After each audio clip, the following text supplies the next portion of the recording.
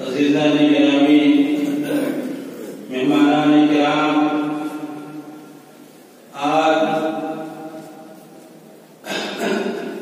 مدرسہ فلاح المسلمین اپنی قسمت کا اندازہ ہے کہ وہ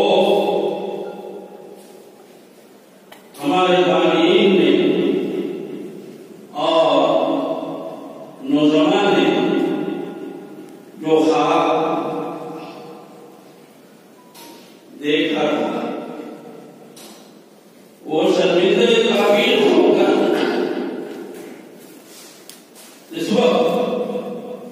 آپ کے مبارک چہروں کی شکل میں رونق افروز ہے۔ وہ کل کا دن کوئی سوچ بھی نہیں سکا تھا کہ ایک چھپر کے نیچے سے شروع ہونے والا دو مرد مجاہد اپنے محسنوں، اپنے مربیوں کے زیر نگرانی اور سرپرستی میں عبدالباری ندوی رحمۃ اللہ علیہ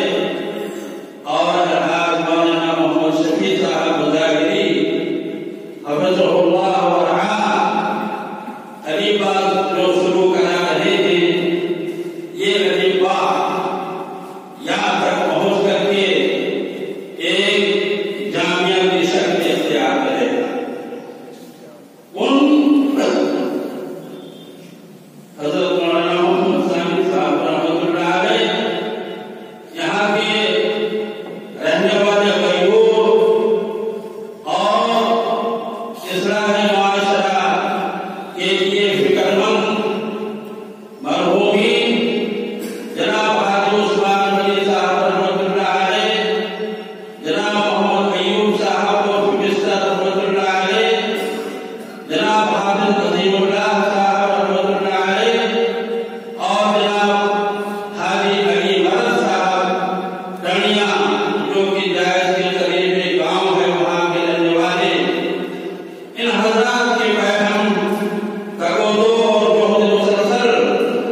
کا نتیجہ اور ثمرہ اور حضرت مولانا محمد ثانی صاحب رحمۃ اللہ علیہ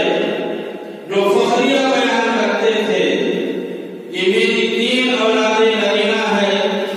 ایک کا نام فلاح المسلمین تو دوسرے کا نام مدرسہ ضیاء العلوم، تیسرے